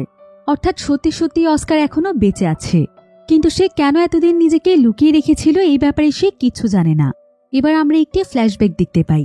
অস্কার যখন প্রজেক্ট এক্সে কাজ করছিল তখন সে টিমের লিডার ছিল, আর সে ভাইরাসটি নিয়ে রিসার্চ করতে অনেক বেশি ইন্টারেস্টেড ছিল। কিন্তু তখন আবার অফিসার ফাইজ একটি নিচের পদে ছিল, আর তখনই সে চাইছিল ভাইরাস নিয়ে রিসার্চ বন্ধ হোক। আসলে পৃথিবীতে ভাইরাস চলে আসার পর তাদের সংস্থার মাধ্যমে পুরো দেশে তাদের নিয়ন্ত্রণ চলছিল, আর ফাইজের কাছে এই বিষয়টি বেশ ভালো লাগছিল। তাই সে তখন থেকেই চাইছিল যে সে এখানকার লিডার হবে এবং সবকিছু নিজে নিয়ন্ত্রণ করবে। তাই মূলত সে তখন থেকেই ভাইরাসের প্রতিষেধকের বিরুদ্ধে ছিল। তো অফিসার ফাইজ একদিন অস্কারের কাছে একটি প্রস্তাব নিয়ে আসে, যেটা ছিল অন্য একটি ব্যাপারে রিসার্চের প্রস্তাব। কিন্তু অস্কার কোনোভাবেই এই ভাইরাসের রিসার্চটি ছাড়তে চাইছিল না, তাই সে সঙ্গে সঙ্গে তার প্রস্তাব বাতিল করে দেয়। অফিসার ফাইজ এতে তার উপর অনেক ক্ষিপ্ত অবস্থায় ছিল, যার কারণে সে তার কাজের গতি অনেক বাড়িয়ে দেয়। এতে করে কিছুদিনের মধ্যেই তার অনেক বড় পদে প্রমোশন হয়ে যায়। আর সে তখন তার পাওয়ার ব্যবহার করে বিভিন্ন এক্সকিউজ দেখিয়ে দ্রুত সেই ভাইরাস রিসার্চ বন্ধ করে দেয়। এমনকি সেই সেক্টরের ডক্টরদের যে কাজগুলো ছিল সেগুলোও সে বন্ধ করে দেয়। এতে করে অস্কারের সঙ্গে তার অনেক ঝামেলা হয়। তাই তখন প্রতিশোধ নিতে অফিসার ফাইজ রিসার্চ ল্যাবে আগুন লাগিয়ে দেয়। তবে তখন কোনো মতে অস্কার বেঁচে যায়, আর সে ইচ্ছে করেই তার আইডি তার অ্যাসিস্ট্যান্টের বডির কাছে ফেলে যায়, যাতে করে সবাই ভাবে এটা তার বডি এবং সবাই তাকে মৃত মনে করে। এরপর অস্কার সেখান থেকে রেস্ট্রিক্টেড এরিয়া 6-এ এসে লুকিয়ে পড়ে এবং পরিচয় গোপন করে এখানেই বসবাস করতে শুরু করে। আর সে সকলের সাথে যোগাযোগ বন্ধ করে দেয় এবং সে তার ভাইরাসের রিসার্চটি চালিয়ে যায়। অন্যদিকে আমরা অফিসার ফাইজকে দেখতে পাই। অফিসার ফাইজ অ্যান্টনের ওয়াইফ এবং তার ছেলের ব্যাপারে জানতে পেরেছিল, তাই সে তখন তাদের দুজনকে তার কাছে বন্দি বানিয়ে ফেলেছিল। আর এই সুযোগে ফাইজ অ্যান্টনকে ব্ল্যাকমেল করে বলে যে যেভাবেই হোক অ্যান্টন যেন আজলানকে খুঁজে তার কাছে নিয়ে আসে, তবে সে তার ওয়াইফ এবং বাচ্চাকে ছাড়বে।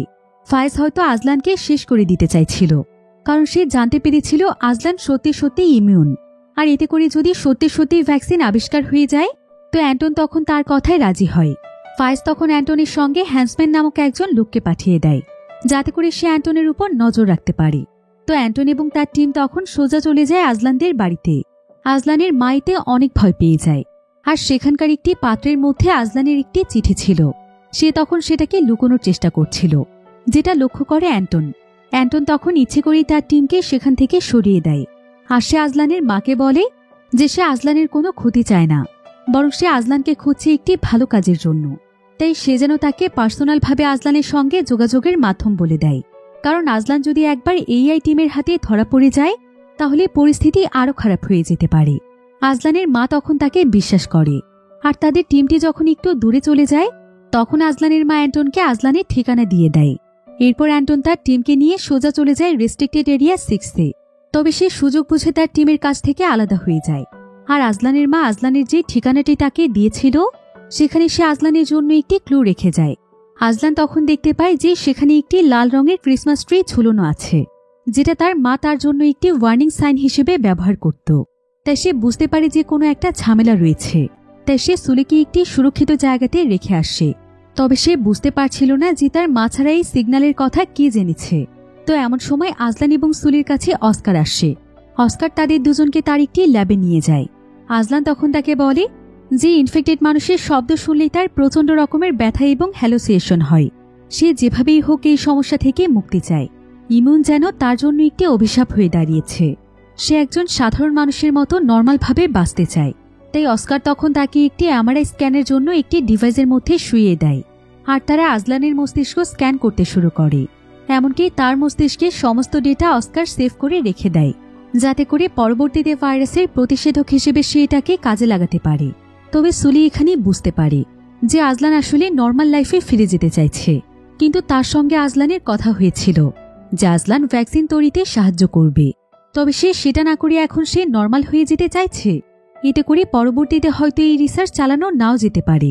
তাই সুলি তখন আজলানকে স্বার্থপর বলতে থাকে, কারণ সে মানুষের কথা চিন্তা না করে নিজের কথা চিন্তা করছে। এবার সেখানে একজন রিসার্চার এসে তাদেরকে একটি জায়গাতে নিয়ে যায়, যেখানে অসংখ্য ইনফেক্টেড মানুষেরা ছিল। তবে তাদেরকে দেখে তারা সবাই অবাক হয়ে যায়, কারণ এরা ভাইরাসে ইনফেক্টেড হওয়া সত্ত্বেও একদম চুপচাপ ছিল। এর কারণ হচ্ছে হ্যালিক নামক একজন ব্যক্তি। হ্যালিক আসলে ছিল সবচাইতে উচ্চ লেভেলের ভাইরাসে ইনফেক্টেড ব্যক্তি। তবে সে শুরু থেকেই ইনফেক্টেড হলেও কথা বলে না। আর সে যেভাবে তার আশেপাশের ইনফেক্টেড লোকদেরকে লিড করে, ইনফেক্টেড মানুষেরা তাকে ফলো করে চলে। এবার পরের দিন সুলি আজলানকে বোঝানোর চেষ্টা করে, যাতে করে সে এখনই নর্মাল না হয়ে যায়। কারণ সুলি মনে প্রাণে চায় যে ইনফেক্টেড মানুষেরা সুস্থ হয়ে যাক। সে আর কোনো এক্সপেরিমেন্টের অংশ হতে চায় না। এরপর সে সুলিকে জানায় যে তারা গতকাল হেলিক নামক যে ইনফেক্টেড ব্যক্তিটিকে দেখেছে, সেই ব্যক্তির মাধ্যমে সর্বপ্রথম মুরাদ ইনফেক্টেড হয়ে গিয়েছিল। আর তখনই তার বন্ধু অস্কার তার উপর এক্সপেরিমেন্ট চালিয়েছে। সেই এক্সপেরিমেন্টের সময়ে সে তার ওয়াইফকে ইনফেক্টেড করে দিয়েছিল, অর্থাৎ আজলানের ওয়াইফ ছিল। তবে সেই এক্সপেরিমেন্টের প্রভাবে তার ওয়াইফ এত বেশি ইনফেক্টেড হয়ে যায় যে সে কথা বলতে বলতে তার মাথায় প্রেসার সৃষ্টি হয়ে মারা যায়। এজন্য আজলান আজ পর্যন্ত নিজেকে ক্ষমা করতে পারেনি। তাই সে আর কোনোভাবেই চায় না যে তার আর কোনো কাছের মানুষ হারিয়ে যাক। এসব শুনে সুলিও আজলানের পরিস্থিতি বুঝতে পারে। সে তখন আজলানকে ভরসা দেয় এবং বলে, সবকিছুর ঊর্ধ্বে মানবতা। যদি তার মাধ্যমে কোনো ভ্যাকসিন তৈরি হয়ে যায়, তাহলে কতগুলো মানুষের জীবন বেঁচে যাবে সে ভাবতে পারছে। এবার আজলান যখন সেখান থেকে বাইরে বের হয়, তখন সে রেস্ট্রিক্টেড এরিয়া 6 এর প্রত্যেকটি জায়গাতে তার মায়ের পোস্টার দেখতে পায়। অর্থাৎ এখন গভর্নমেন্ট তার মাকে খুঁজছে, আর তার মা এখন এই এরিয়াতেই রয়েছে। তাই আজলান তার মাকে বাঁচানোর জন্য অস্থির হয়ে পড়ে। অন্যদিকে অ্যান্টন সেই পাত্রটি খুঁজে পায়, যেই পাত্রে থাকা কিছু কাগজপত্র আজলানের মা লুকোতে চাইছিল। তো অ্যান্টন তখন সেই কাগজগুলোর মাধ্যমে এরিফের ব্যাপারে জানতে পারে। আর সে তখন সোজা এরিফের কাছে চলে যায়। আর সে এরিফকে বলে আজলানের কাছে তার একটি মেসেজ পৌঁছে দেওয়ার জন্য। তবে এর বিনিময়ে এরিফ তার কাছে একটি জিনিস চায়। সে একটি পুরাতন স্টেশনের ভাইরাস কন্ট্রোল এজেন্সির টিম মেম্বারদের ডিটেলস চায়, কারণ সেই টিমেরই কিছু লোক তার গার্লফ্রেন্ডকে অ্যাবিউজ করেছে। তাই সে প্রতিশোধ নিতে চায়। অ্যান্টন তখন তাকে সেই লিস্ট দিয়ে দেয়।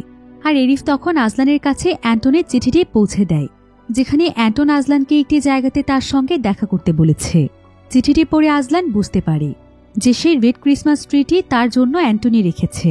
তো এবার আজলান তখন অ্যান্টনির সঙ্গে দেখা করতে চলে যায়। অ্যান্টন তখন আজলানকে জানায় যে নিশ্চয়ই সে এখন তার মাকে নিয়ে চিন্তা করছে, তবে তার মা এখন সুরক্ষিত আছে। কিন্তু এআই ডিপার্টমেন্টের উপর ভরসা করা যায় না, তারা যখন যা খুশি তাই করতে পারে। কিন্তু আজলানের কাছে ছিল আলাদা একটি প্ল্যান। তাই সে অ্যান্টনকে বলে যে তার কোনো সাহায্যের প্রয়োজন নেই। এরপর আজলান সোজা চলে আসে অস্কারের ল্যাবে। সে সেখান থেকে কিছু কেমিক্যাল এবং মেডিসিন নিয়ে নেয়। এরপর সে সোজা চলে যায় এআই এর অফিসে এবং সেখানে গিয়ে সে আত্মসমর্পণ করে। তবে এর পেছনেও তার একটি প্ল্যান ছিল, যাতে করে সে তার মাকে বাঁচাতে পারে। এবার আজলানকে একটি ইনভেস্টিগেশন রুমে নিয়ে যাওয়া হয়, আর সেখানে তাকে বিভিন্ন ধরনের প্রশ্ন করা হয়। তবে প্রশ্নের উত্তর দেওয়ার আগে আজলান তাদের কাছে পানি খেতে চায়, আর তাকে পানি দেওয়া হলে আজলান তখন পানির মধ্যে একটি টিস্যু ডুবিয়ে দেয়। আসলে আজলান যেহেতু আগেই সংস্থাতে কাজ করেছে, তাই সে এখানকার ভেন্টিলেশন সম্পর্কে জানে, যার ফলে দ্রুত সে তার নাক বন্ধ করে সেখানে সেই ভেন্টিলেশন চালু করে দেয়। ফলে সেখানে থাকা অফিসাররা সঙ্গে সঙ্গে অজ্ঞান হয়ে যায়। আজলান তখন দ্রুত তার মাকে খুঁজে বের করে, কারণ তার মাকে এআই এর লোকেরা এখানে বন্দি করে রেখেছিল। এরপর আজলান তার মাকে নিয়ে পালিয়ে যাওয়ার সময় হ্যান্সম্যান সেখানে এসে আজলানকে গুলি করতেই যাচ্ছিল, কিন্তু ঠিক তখনই সেখানে অ্যান্টন এসে আজলানকে বাঁচিয়ে নেয়। তবে এতে করে এখানে অ্যান্টনের সবকিছু এক্সপোজ হয়ে যায় যে অ্যান্টন আজলানকে পালিয়ে যেতে সাহায্য করেছে। তাই অফিসার ফায়েজ তখন অ্যান্টনের উপর প্রচণ্ড রেগে গিয়ে তাকে তার ওয়াইফ এবং বাচ্চার কাছে রেখে আসতে চায়, তাও আবার কানে কোনো হেডফোন ছাড়া, যাতে করে সেও ভাইরাসে ইনফেক্টেড হয়ে যায়। তবে এমন সময় ফায়েজকে আজলান ফোন দিয়ে বলে যে তাদের এআই এর একটি সিক্রেট প্ল্যান সম্পর্কে সে জানতে পেরেছে, আর তার কাছে তাদের পুরো সংস্থাকে ধ্বংস করে দেওয়ার প্ল্যান আছে। তাই সে যদি এই ব্যাপারে আরও কিছু জানতে চায়, তাহলে সে যেন অ্যান্টনকে তার কাছে পাঠায়, তা না হলে তাদের মুখোশ সে সকলের সামনে এক্সপোজ করবে। এখন বাধ্য হয়ে ফাইজের অ্যান্টনকে ছেড়ে দিতে হয়। তবে অফিসার এখানে অ্যান্টনকে বলে যে অ্যান্টন যেন আজলানকে গিয়ে মেরে ফেলে। যদি সে এমনটা না করে, তাহলে তার ওয়াইফ এবং বাচ্চা কিন্তু বাঁচবে না। এরপর সে অ্যান্টনকে আজলানের কাছে পাঠিয়ে দেয়। তবে তার কাছে আরও একটি প্ল্যান ছিল। সে তার আরেকটি টিমকে আজলান এবং অ্যান্টনের উপর নজর রাখতে বলে এবং বলে দেয় যে যদি তারা কোনো উল্টোপাল্টা কিছু দেখতে পায়, তাহলে আজলান এবং অ্যান্টন দুজনকেই যেন তারা মেরে ফেলে। তো আজলান অ্যান্টনকে সেই পরিত্যক্ত বন্দরটিতে আসতে বলেছিল। এবার অ্যান্টনের সেখানে আসার পর অ্যান্টন বলে যে তার মনে হয় কেউ তাদের পিছু করছে, তাই তাদের সাবধান হয়ে যেতে হবে। কিন্তু আজলান বলে যে তার সমস্ত প্ল্যান রেডি আছে। ফায়েজ তাকে যেটা করতে বলেছে অ্যান্টন যেন এখানে সেটাই করে, কারণ তাদের উপর নজর রাখা হচ্ছে। আজলান তখন অ্যান্টনকে সেখানকার একটি বাটন প্রেস করতে বলে, আর অ্যান্টন যখন এমনটা করে তখন তাদের শিপটি মুভ করতে শুরু করে। আর এমন সময় হেন্সম্যান এবং তার লোকেরা যখন সেখানে চলে আসে তখন তারা সেখানে আজলান এবং অ্যান্টনকে খুঁজে পায় না। তবে আজলান আরও বেশ কিছু লোকদেরকে ভাড়া করে এনেছিল, যারা কিনা সেখানে থাকা AEI এর প্রত্যেকটি টিম মেম্বারকে বন্দী বানিয়ে ফেলে, আর তাদের টিমের কন্ট্রোল তারা তাদের হাতে নিয়ে নেয়। এরপর আজলান অফিসার ফায়েজকে ফোন দিয়ে বলে যে শহরের বিভিন্ন জায়গাতে যারা আন্দোলন করছে ফায়েজ তাদেরকে মেরে ফেলার প্ল্যান করেছে। আর এই পুরো বিষয়টি আজলান জানতে পেরেছে এবং তার কাছে প্রমাণ আছে। তাই ফায়েজ যদি আন্দোলনকারীদের দাবিগুলো মেনে নেয় তাহলে সে তার কোনো ক্ষতি করবে না, আর না মেনে নিলে সে তার সমস্ত কুকর্ম সকলের সামনে রিভিল করবে। তাই ফায়েজ তখন তার কথা মানতে রাজি হয়ে যায়। কিন্তু সে তো আসলে অন্য প্ল্যান করছিল। সে তখন তার লোকদেরকে অ্যান্টনের ওয়াইফ এবং ছেলেকে মেরে ফেলতে বলে, কিন্তু তারা যেহেতু ইনফেক্টেড ছিল তাই ভয়ে সবাই তাদের কাছ থেকে দূরে থাকত। তাই কেউ বুঝতেই পারেনি যে তারা যেখানে অ্যান্টনের ওয়াইফ এবং বাচ্চাকে বন্দী করে রেখেছে আজলান তাদেরকে সেখান থেকে বের করে নিয়ে গিয়েছে। অর্থাৎ এখন ফায়েজের কাছে তারা দুজন বন্দী ছিল না, বরং তারা এখন রয়েছে অ্যান্টনের কাছে। এখন ফায়েজের কাছে আর কোনো অপশন ছিল না। সে তখন তাদের দেশের প্রেসিডেন্টের কাছে গিয়ে আন্দোলনকারীদের দাবি মেনে নেওয়ার জন্য রিকোয়েস্ট করে। আর এর পেছনে সে বেশ কয়েকটি কারণ দেখায়। সে বলে যে যদি এখন গভর্নমেন্ট আন্দোলনকারীদের দাবি মেনে নেয় তাহলে দেশের পরিস্থিতি অনেকটাই শান্ত হয়ে যাবে, আর তারা সবাইকে খুব সহজেই হাত করে ফেলতে পারবে। এরপর পরবর্তীতে তারা চাইলে তাদের নতুন প্ল্যান প্রয়োগ করতে পারবে। আপাতত তাদের দেশের উত্তপ্ত পরিস্থিতি থামানো দরকার, কারণ সামনে নির্বাচন আছে। এরপর সেদিন রাতের বেলা গভর্নমেন্ট সবার কাছে অ্যানাউন্সমেন্ট করে যে তারা সকলের দাবি মেনে নিয়েছে। তাই এখন তারা চাইলে একসঙ্গে প্রোটেস্ট করতে পারে। গভর্নমেন্ট তাদেরকে আর কোনো বাধা দেবে না। তাই সবাই তখন সেখানে সেলিব্রেট করতে শুরু করে। কিন্তু তাদের মধ্যে অনেকে বুঝতে পারছিল যে এটা আসলে গভর্নমেন্টেরই একটি প্ল্যান। তারা হয়তো তাদেরকে ট্র্যাপে ফেলতে চাইছে। আজলানের কাছে মনে হচ্ছিল যে গভর্নমেন্ট হয়তো সমস্ত আন্দোলনকারীকে এক জায়গাতে করে তারপর তাদেরকে মারতে চাইছে। কিন্তু সুলি এখানে গভর্নমেন্টের উপর ভরসা করে এবং পরের দিন তারা সবাই মিলে অনেক বড় একটি প্রোটেস্ট করতে চায়। যদি গভর্নমেন্ট তাদেরকে বাধা দেওয়ার চেষ্টা করে তাহলে তারাই উল্টো গভর্নমেন্টের উপর হামলা করবে। তারা সবাই মিলে এই প্ল্যান নিয়েই প্রোটেস্ট করতে যাবে। এবার পরের দিন আন্দোলনকারীরা প্রোটেস্ট করতে বের হয়। তবে রাস্তার আশেপাশে এখন কোনো গভর্নমেন্টের লোকেরা ছিল না, যার ফলে তারা আজকে খুব সুন্দরভাবে তাদের প্রোটেস্ট কমপ্লিট করতে পারে। এবার আজলান ফোন দেয় অফিসার ফায়েজকে। সে তাকে তার কথা রাখার জন্য ধন্যবাদ জানায়। তবে ফায়েজ তখন আজলানকে বলে যে AI এর যে সিক্রেট তথ্যগুলো সে পেয়েছে সেই সবকিছু সে যেন শর্ত মোতাবেক ফেরত দেয়। আজলান তখন তাকে একটি টাইম এবং লোকেশন বলে, আর সেখানে এসে ইনফরমেশনগুলো নিয়ে যেতে বলে। অন্যদিকে প্রোটেস্টকারীরা গভর্নমেন্টকে আক্রমণের যে প্ল্যান করেছিল সেটা তারা আপাতত বন্ধ রাখে। কিন্তু সেই টিমের একজন লিডার ছিল, সে এখনও গভর্নমেন্টের উপর ভরসা করতে পারছে না। আর এমন সময় তার কাছে একটি ফোন আসে। তাকে ফোন করে বলা হয় তাদের মিশন বন্ধ করে দেওয়ার জন্য। কিন্তু স্ট্যান্ড এমনটা করে না। সে তার টিমকে বলে যে তাদের মিশনটি এখনও চলমান আছে, তাই তাদেরকে প্রস্তুত থাকতে হবে। অন্যদিকে ফায়েজ এখন নিজেই প্রেসিডেন্ট হওয়ার প্ল্যান করছিল। আর আজকে একটি জায়গাতে গভর্নমেন্টের সমস্ত লোকদের একটি বড় মিটিং হওয়ার কথা ছিল। তো সেই মিটিংয়ের আগে ফায়েজ তার টিমকে বলে যে গভর্নমেন্টের মিটিং হওয়া বিল্ডিংয়ে বোম সেট করতে। এই বলে সে সুযোগ বুঝে সেই বিল্ডিং থেকে বেরিয়ে আসে। আর কিছুক্ষণের মধ্যেই সেই বিল্ডিংয়ে বিশাল বড় একটি বিস্ফোরণ ঘটে। ফলে প্রেসিডেন্ট এবং দেশের বড় বড় পজিশনে যে সমস্ত মানুষেরা ছিল তারা সবাই সেখানেই মারা যায়।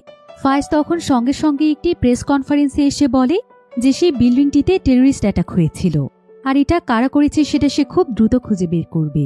এখন দেশের প্রেসিডেন্ট সহ বড় বড় পদের মানুষেরা মারা যাওয়ার ফলে দেশের সমস্ত পাওয়ার চলে আসে ফায়েজের হাতে।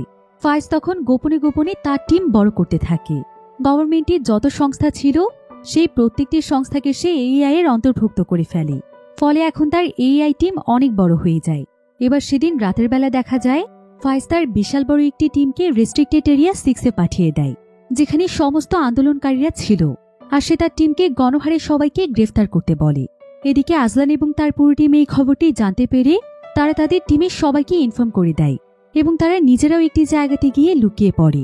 তবে এমন সময় সুলির দ্বারে একটি জায়গাতে শব্দ হয়ে যায়, ফলে তাদেরকে ফায়েজের একজন লোক দেখেই ফেলছিল। কিন্তু এমন সময় এরিফ তাদের মনোযোগ আকৃষ্ট করার চেষ্টা করে, তবে ফায়েজের লোকেরা তখন এরিফকে গুলি করে দেয়। আজলান তখন কোনো মতে একটি গান নিয়ে ফায়েজের লোকদেরকে ধাওয়া করতে শুরু করে, ফলে সবাই সেখান থেকে চলে যাওয়ার পর আজলান এবং তার কয়েকজন সঙ্গীরা মিলে এরিফকে সোজা হসপিটালে নিয়ে যায়। তবে ডক্টর জানায় যে এরিফের কন্ডিশন খুব একটা ভালো নয়, সে হয়তো আর বাঁচবে না। এটা শুনে আজলান অনেক ভয় পেয়ে যায়। সে তখন সাহায্যের জন্য অ্যান্টনকে ফোন দেয়। অ্যান্টন তখন দ্রুত সেখানে চলে আসে আর তাকে সেই হসপিটাল থেকে একটি স্পেশাল হসপিটালে নিয়ে যায়, যেটা একসময় এআই এর লোকেরা ব্যবহার করত। তাই এখানকার ফ্যাসিলিটি ভালো ছিল। যদিও এরিফের শরীর থেকে বুলেট বের করে নেওয়া হয়, কিন্তু তারপরেও এরিফের কন্ডিশন অনেক খারাপ হয়ে যায়। এরিফ বুঝতে পারে যে সে আর বাঁচবে না, তাই সে আজলানকে তার কাছে ডাকে। আর সে আজলানকে বলে যে সে তার বাবার জন্য অনেক চিন্তিত, তাই সে চায় যে সে চলে যাওয়ার পর আজলান যেন তার বাবার চিকিৎসা করে। আর আজলানই এখন মানুষের জন্য একমাত্র ভরসা, সেই একমাত্র ইমিউন পার্সন যার মাধ্যমে ভ্যাকসিন তৈরি করা সম্ভব। তাই আজলান যেন নিজেকে সবসময় সুরক্ষিত রাখে। এরিফের কথা শুনে আজলান সিদ্ধান্ত নেয় যে যেভাবেই হোক সে ভ্যাকসিন তৈরির ব্যবস্থা করবে। এতে করে যদি তার উপর এক্সপেরিমেন্ট করলে সে মরেও যায়, তাও তার কিছু যায় আসে না। এবার পরের দিন সকালে এরিফ মারা যায়। রেস্ট্রিক্টেড এরিয়া 6-এর সবাই তখন তার ফিউনারেল করে। তবে অন্যদিকে পুরো শহরে একদম উত্তাল শুরু হয়ে গিয়েছিল। এদিকে আজলান তখন হেলিক নামক সেই ব্যক্তিটির কাছে চলে যায়, যে কিনা সর্বপ্রথম ভাইরাসে ইনফেক্টেড হয়ে গিয়েছিল। সেই হেলিকে সেই জায়গা থেকে তার সঙ্গে করে নিয়ে আসে। আজলান তখন অ্যান্টনকে এক্সপেরিমেন্টের সবকিছু ব্যবস্থা করতে বলে। এদিকে ফাইজার এজেন্টের সবাই আজলানকেই খুঁজছিল, কিন্তু তাদেরকে ধরার আগেই আজলান কোনো মতে হেলিক এবং তার সঙ্গীদেরকে নিয়ে সেই জায়গা থেকে পালিয়ে যায়। অন্যদিকে আজলান তার একজন সঙ্গীর মাধ্যমে তার সেই ডক্টর বন্ধু অস্কারকে খবর দিতে বলে, কারণ অস্কারই এই এক্সপেরিমেন্টটি করতে পারবে। সেই লোকটি তখন আজলানদের জন্য একটি প্লেনের ব্যবস্থা করে দেয়। এদিকে আজলানকে খোঁজার জন্য ফায়েজ নিজেই চলে এসেছিল, কারণ সে তো কোনোভাবেই চায় না যে ভ্যাকসিন আবিষ্কার হয়ে যাক। তবে আজলানের যে সঙ্গী ছিল সে ফায়েজের বিষয়টি জানতে পারে, তাই সে আজলানের জন্য একটি বিমানের ব্যবস্থা করে ফেলে। আর এদিকে অ্যান্টন এক্সপেরিমেন্টের জন্য সবকিছু ব্যবস্থা করতে শুরু করে, যেটা সে তাদের শহর থেকে অনেক দূরের একটি জায়গাতে করেছিল, যাতে করে এআই এর কোনো টিমই তাদের সেই জায়গা সম্পর্কে জানতে না পারে। এদিকে আজলান সুলিকে নিয়ে সেই বিমানটির কাছে পৌঁছে যায়, আর তারা কোনো মতে বিমানে করে রওনা হয়ে যায়। আজলানের সঙ্গীরা তার কথা মতো বিমানে একটি ব্রডকাস্ট করার জন্য ডিভাইস রেখেছিল। আজলান তখন সেই ব্রডকাস্টটিকে অন করে, যেটা কিনা শহরের প্রত্যেকটি রেডিওতে সরাসরি শোনা যাচ্ছিল। আজলান এখানে সকলকে উদ্দেশ্য করে বলে, তোমাদের কারো আর কোনো ভয় নেই, খুব শীঘ্রই ভাইরাসের ভ্যাকসিন তৈরি হতে চলেছে। আজলান এখানে হেলিক নামক সেই ইনফেক্টেড মানুষটির কথাও বলে, যে কিনা সর্বপ্রথম ইনফেক্টেড হয়েছিল। তাকে এবং আজলানের বডিকে কাজে লাগিয়ে মাত্র কয়েক ঘন্টার মধ্যে ভ্যাকসিন তৈরি করা সম্ভব, তাই প্রত্যেকটি ইনফেক্টেড মানুষই সুস্থ হয়ে যাবে। ফলে অফিসার ফায়েজ চাইলেও তাদের উপর আর কোনো নিয়ন্ত্রণ চালাতে পারবে না। আজলান সবাইকে অফিসার ফায়েজের বিরুদ্ধে রুখে দাঁড়াতে বলে, আর সে এখানে ফায়েজের বিরুদ্ধে তার কাছে যে সমস্ত ইনফরমেশন ছিল সবকিছু শহরের মানুষকে জানিয়ে দেয়, যে কিভাবে ফায়েজ রিসার্চ ল্যাবে আগুন লাগিয়ে দিয়েছিল। এমনকি সেদিন প্রেসিডেন্টের মিটিংয়ে বোমও সেই বিস্ফোরণ করেছিল, যাতে করে ভ্যাকসিন আবিষ্কার না হয় আর সে শহরে তার রাজত্ব চালাতে পারে। এসব জানতে পেরে শুধুমাত্র রেস্ট্রিক্টেড এরিয়া 6 নয়, সমস্ত মানুষেরা ফায়েজের উপর আক্রমণ করার জন্য বেরিয়ে পড়ে। আর আজলান এবং সুলি ভাইরাস মুক্ত এক নতুন পৃথিবীর স্বপ্ন নিয়ে তারা চলে যায় তাদের নতুন এক জীবনের উদ্দেশ্যে। আর এমনই একটি থ্রিলিং এন্ডিংয়ের মাধ্যমে গল্পটি এখানেই শেষ হয়ে যায়।